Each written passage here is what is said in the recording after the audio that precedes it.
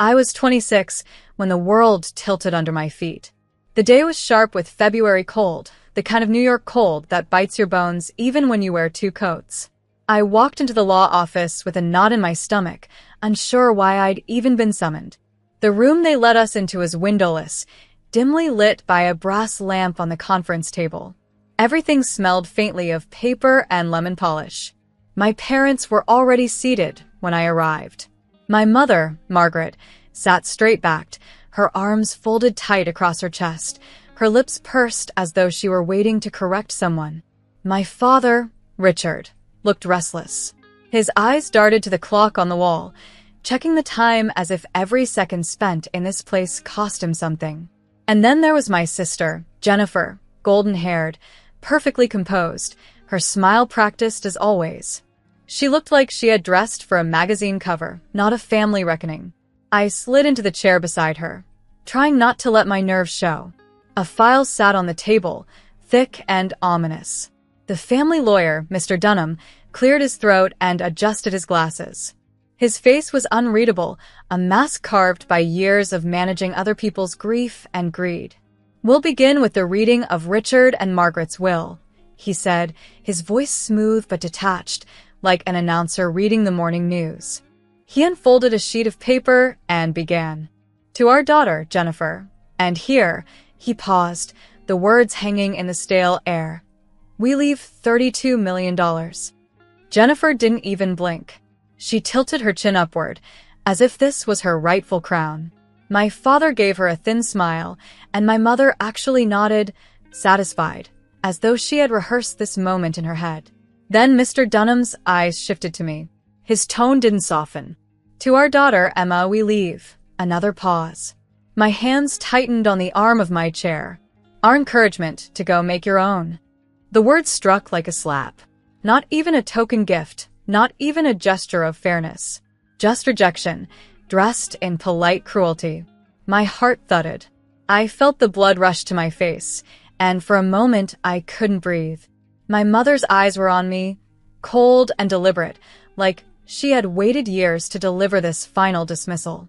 My father didn't look at me at all, and Jennifer, sweet, perfect Jennifer, squeezed my hand with mock sympathy, as though this was just another game we played as children.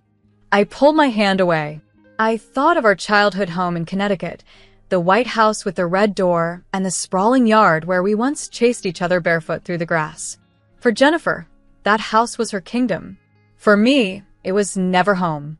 Even then, I had always felt like a visitor, someone tolerated but never fully wanted. That day, with a single sentence, my parents confirmed what I had always known.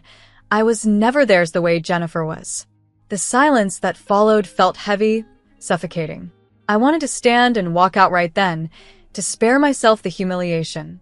But before I could, another man in the room stood up. He was tall and lean, with silver hair combed neatly back and eyes that seemed to burn with calm intensity. He introduced himself with quiet authority. "My name is Thomas Whitmore," he said. "I was your grandfather's attorney." His gaze fell on me, and I felt my spine straighten involuntarily. "He left a sealed will to be read only in your presence. He asked that I open it today." My mother's head whipped around, her face hardening. "That will was revoked," she snapped. Her voice was sharp, laced with panic, the way it got when she was losing control. Thomas shook his head once. "No, ma'am. It was never revoked." He pulled out an envelope, its edges yellowed with age, the handwriting on the front unmistakably my grandfather's, bold, deliberate, full of character. My throat tightened. Grandpa had died a year ago, and I had not yet fully faced the ache of losing him. He had been the one person in our family who truly saw me, who sat with me on Sunday afternoons, listening as I rambled about books, dreams, or questions I was too afraid to ask my parents. Thomas unfolded the paper inside and began to read aloud. His voice was steady, reverent. "To my granddaughter, Emma, you were the one who sat with me on quiet Sundays. You were the one who asked about the old books and the broken clocks. You were the one who listened. I leave you my estate in full." The words sank into me like sunlight through dark clouds. For a heartbeat, I couldn't believe what I was hearing. Then, like a match struck in dry air, my mother erupted. "This is insane," she shouted, her voice shrill. "You can't be serious." But Thomas continued, unfazed. "This includes all liquid assets, holdings, and trusts, valued at approximately $5.5 billion. Silence fell, heavy and absolute. Even the tick of the clock on the wall seemed to stop. My father leaned forward, stunned, his jaw working as if to form words he couldn't quite summon. Jennifer's face went pale, the practiced smile wiped clean. My mother's fury crackled in the air, a storm about to break. I sat frozen, my thoughts spinning. $5.5 billion. The number didn't feel real. It was a sum that could build cities, transform lives, move mountains. My heart pounded, not with greed, but with the overwhelming sense that something extraordinary had just been placed in my hands. And then the shouting began. My mother's voice rose first, a screech like glass shattering. "This is a fraud. He was manipulated. She doesn't deserve this." My father tried to intervene, demanding explanations, asking Thomas for clarity, as though billions could simply be misread. Jennifer whispered my name, almost pleading, but her voice sounded more like a warning, as if I had committed a crime by simply existing. I stood slowly, the chair legs scraping softly against the floor. My body shook, but my voice came out calm, clearer than I expected. "Grandpa saw me," I said. That was all. 3 simple words that held the weight of my entire life. He had seen me when no one else did. Then I turned and walked to the door. Behind me, their voices rose in a storm, anger, disbelief, betrayal. But I didn't look back. I couldn't. For the first time, I felt free. Free from their judgment, free from their cold expectations, free to step into a life that was finally mine. As I stepped out into the icy New York street, the wind rushed against my face, biting and real. I drew a deep breath. The city roared around me, horns, footsteps, the hum of life moving forward. And so would I. Grandpa had left me not just wealth, but a chance, a new beginning. My parents had left me with nothing but rejection. And in that contrast, I realized something vital. Rejection can burn you down, but recognition can set you free. That was the day I left them all behind. That was the day my real story began. After the will was read, I didn't return to Connecticut. I couldn't bear to. The house with the red door felt poisoned now, steeped in voices that never wanted me. Instead, I drove north, letting the miles roll out beneath my tires until the city noise gave way to the quiet stretches of Maine's rocky coast. The road grew thinner and lonelier, weaving past bare trees and weathered barns. By the time I reached the cedar house my grandfather had bought decades ago, the world felt both empty and new. The house stood on black stone, facing a gray stretch of ocean that seemed endless. It wasn't grand, not like the estate where I grew up. Its roof sagged slightly, and salt wind had gnawed at the shutters. But it was mine now. When I turned the key and pushed open the door, the smell of cedar and old books met me like an embrace. The rooms were simple, wood walls, wide planks underfoot, a fireplace dark with soot. But something about the place was alive. It hummed with his presence, as though Grandpa had only just stepped outside for a walk. That first night, I didn't unpack. I built a fire, made tea in a chipped mug I found in the cupboard, and sat listening to the waves crash against the rocks below. For the first time in years, I felt peace pressing against me, not judgment. The loneliness was sharp, but it was good, like clean air after a storm. The next morning, sunlight filtered through curtains thin as gauze, waking me. I wandered to the study, a narrow room lined with shelves, and there on the desk I found them. A stack of letters tied with string. The top envelope bore my name in Grandpa's hand. Firm, deliberate strokes. My breath caught as I slid a finger under the flap. The letter was short, but heavy with meaning. "If you are reading this," it began, "then you already know what I've left you. Use the money to build, not burn. Build houses, schools, and lives. Keep your name clean. Keep your heart clean. Choose people over parties. Love is the only thing that compounds faster than interest." I read those words 3 times, letting them sink into me. He had known me better than anyone else. He trusted me not to waste the gift, but to grow it into something that mattered. With his voice still echoing in my head, I made myself a list on the back of the envelope. It was simple. Fix this house, start a foundation, find people who care about the work, not the shine. The first step came quickly. The cedar house needed care. Shingles curled at the edges, windows rattled with every gust, and the floor sagged in places. So I found a local builder, James Whitaker, recommended by the grocer in town. He showed up with a tape measure clipped to his belt, weather-tanned skin, and a steady, thoughtful manner. "What do you want this place to be?" he asked after walking the house with me. "Light," I said, without hesitation. "I want it to breathe." He laughed, a warm sound, and nodded.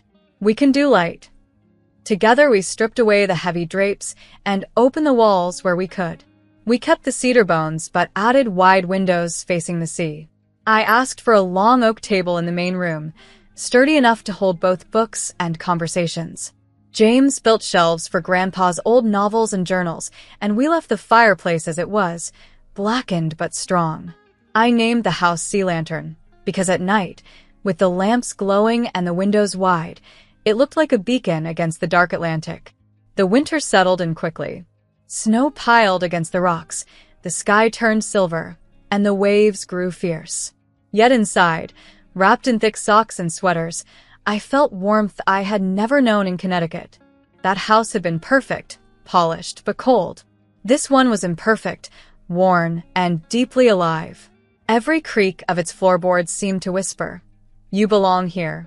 Of course, the money still loomed.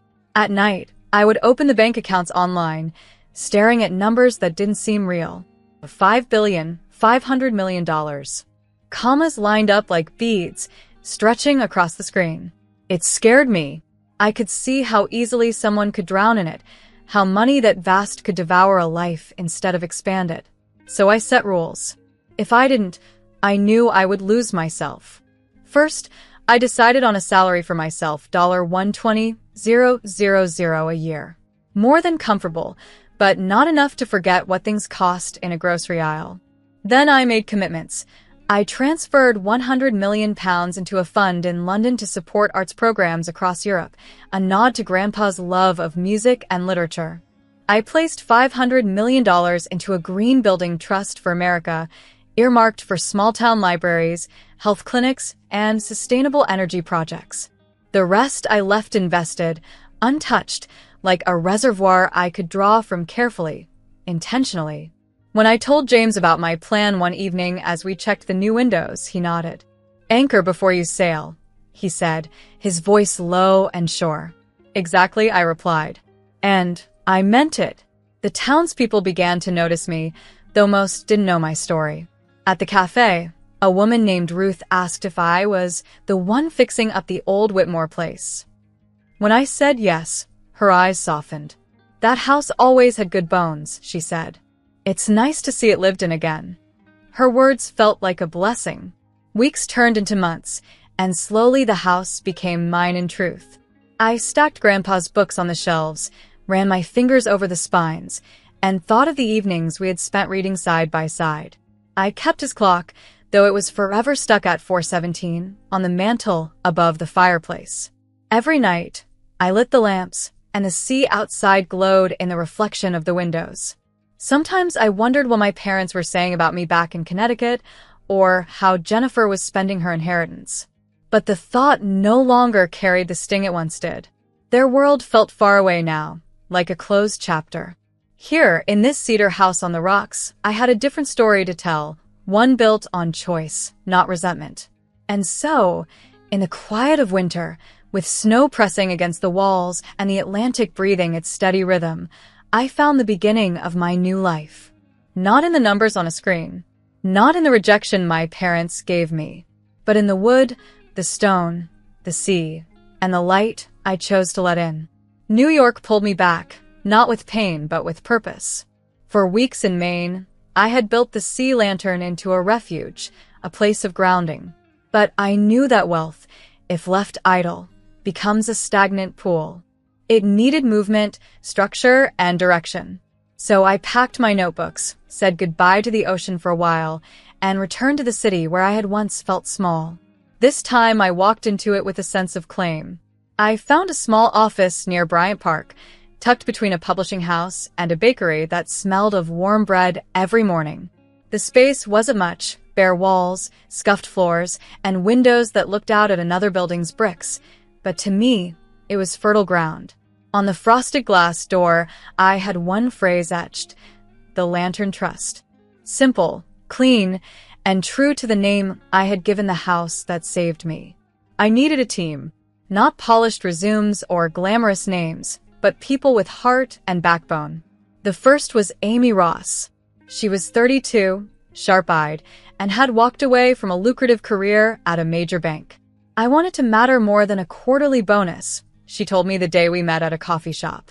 She had a laugh that was quick and unguarded, and a gift for numbers that came alive when she explained them. I hired her on the spot. Next came Luis Carter. He had spent a decade in nonprofit work, moving between organizations in every borough of New York. He was the kind of man who could walk into a neighborhood center and be greeted by name from 5 directions. "I know where the needs are," he said simply during our interview, and I believed him. He carried warmth like a lantern itself, and I knew our trust needed that light. Finally, there was Nora Bennett. She was quiet, her words measured, her gaze unblinking when she looked at a contract. Where others might see 50 pages of clauses and subclauses, Nora saw intent and risk, like reading a poem where every word matters. "I protect people from fine print," she explained, and I smiled because it was true. With her, I felt we had our shield.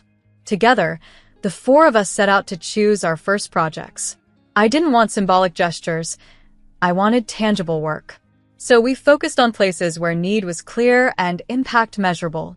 We committed $12 million to a community clinic in Detroit, a space where families could finally receive care without bankrupting themselves.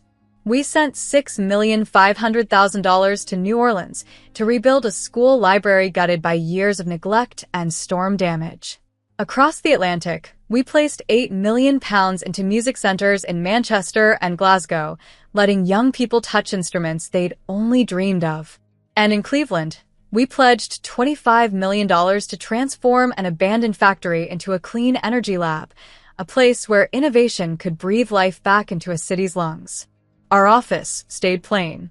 No marble floors, no awards hanging like trophies. Instead, we kept a cork board on one wall where we pinned thank you notes, sketches of planned buildings, and photographs of neighborhoods we aimed to touch. Above the board, we pinned a map of America, dotted with colored pins marking every project. Beside it hung a smaller map of Europe. I connected the two with a single thread of blue yarn, stretching across the ocean. "Work travels," I said one evening as we stood around the board. Amy smiled softly. "So does hope," she replied. I didn't chase press, but the news found me anyway. Not the tabloid kind, the curious kind.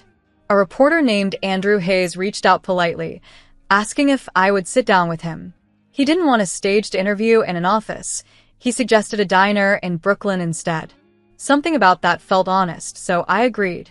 When we met, he didn't start with numbers. He didn't even ask about the billions. He asked about Grandpa. "What was he like?" he said, sipping his coffee. I thought for a long moment. "He smelled like pine and ink," I said finally. "He always had a broken clock on the table. He said time tells you what kind of person you are." Andrew nodded, almost as if he'd expected something like that. Then he closed his notebook and slid the recorder back into his bag. "That's your story," he said gently. "Not the number." When the article ran a week later, it was kind. It didn't paint me as a billionaire heiress or a prodigy. It painted me as a granddaughter carrying forward a lantern of her own. It mentioned the clinic, the library, the lab, the music centers. It named my team Amy, Luis, and Nora. It didn't mention my family, and I was grateful for that mercy. Still, my family's shadow reached for me. The calls came, one after another. My mother's voice on voicemail was volcanic, each word dripping with scorn. "You owe us. You owe your sister. How dare you think you can walk away?" My father wrote me a letter, 3 pages long, listing investment opportunities he wanted me to consider. None of them were about people, only profit. And Jennifer, sweet, entitled Jennifer, sent me text messages with pictures of new handbags and the keys to a condo in Miami, as if flaunting her $32 million was a game. Each time, I looked at my phone, then set it face down. Their words had lost the power to break me, but they still carried the old sting. I had chosen a different door, but I could still hear the shouting from the one I'd closed. One evening, James came down from Maine. We had funded an art gallery in Brooklyn, and he wanted to see it. Afterward, we walked by the East River, the city lights trembling in the water. He didn't ask questions about the calls, the pressure, or the weight of carrying billions. He just walked beside me, hands in his coat pockets, silence easy between us. Finally, I broke it. Do good and still be hated, I said. That's the lesson, isn't it? He stopped, looking at me with calm eyes. No, he said. The lesson is do good anyway. I carried those words with me all the way back to Bryant Park, all the way up the creaking stairs to our plain little office. On the cork board, the maps and notes waited. And I realized then that the circle we were building, this team, this trust, this work, was stronger than any inheritance fight, any insult, any demand. The circle was mine. The circle was ours. Spring moved like a tide across my life. It arrived first in Maine, the snow melting into rivulets that carried pine needles down to the shore. Then it blossomed in New York, where tulips sprouted in Bryant Park and our office windows filled with more light each day. Finally, it reached London, where I stood in a modest hall with wooden beams and worn red seats, watching a teenage quartet perform a piece they had composed with the help of our grant. The music was not polished, it was raw, searching, sometimes stumbling, but it was alive. When the final note hung in the air, the audience rose, clapping and whistling. Among the young musicians stood a girl named Alice, no older than 15. She hugged her violin as if it were her anchor in a storm. Afterward, she found me in the crowd, cheeks flushed pink with joy. I didn't think music was for people like me, she said, voice trembling with honesty. It is, I told her. It's for you. I slipped 50 pounds into the donation jar by the door, the bill looking small in my hand compared to the numbers I dealt with each day. Yet it felt like the truest gift. Not because of the amount, but because of the way Alice's eyes had lit up with possibility. Sometimes meaning lived in scale, and sometimes it lived in gestures as simple as placing money in a jar. When I returned to America, I knew what I had to do. For months, I had ignored the weight of unfinished business with my family. The calls, the letters, the messages had not stopped. But I also knew I could not move forward with my work while carrying the stone of resentment. So I drove south back to Connecticut, back to the house with the red door that had once been my prison. The house looked the same, impeccable lawn, polished brass knocker, perfect hedges trimmed to sharp edges. It looked staged, as if it were always ready for guests who never came. I parked in the driveway, stepped out of the car, and for a long moment simply stood there, feeling both dread and resolve press against me. Then I knocked. My mother opened the door, her eyes scanning the driveway before she let me in, as if checking for reporters or cameras. She looked thinner than before, her sharpness more pronounced. Behind her stood my father, his smile smooth, the same one he wore when negotiating deals he thought he had already won. And Jennifer, my sister, stood at the top of the stairs in white and gold, beautiful and distant, like a statue that belonged in a museum rather than a home. We sat at the kitchen table, the same table where we had once eaten cereal before school, where I had once scribbled drawings that were thrown away.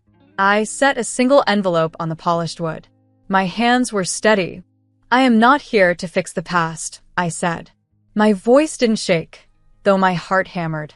But I will make a clean end. My mother rolled her eyes, exasperation curling her lips. At last, some sense, she muttered. I slid the envelope forward, but just beyond her reach. This is for Jennifer. $32 million. From me. Her hand shot forward, greedy, but I pulled the envelope back an inch. It comes with a note, I said, unfolding a page from inside. My words were simple, written late at night at the sea lantern. To my sister, we can both build a life. I'll be cheering for yours. Please do the same for mine. Jennifer's eyes widened. For the first time in years, the perfect mask cracked, and I saw the sister I used to know.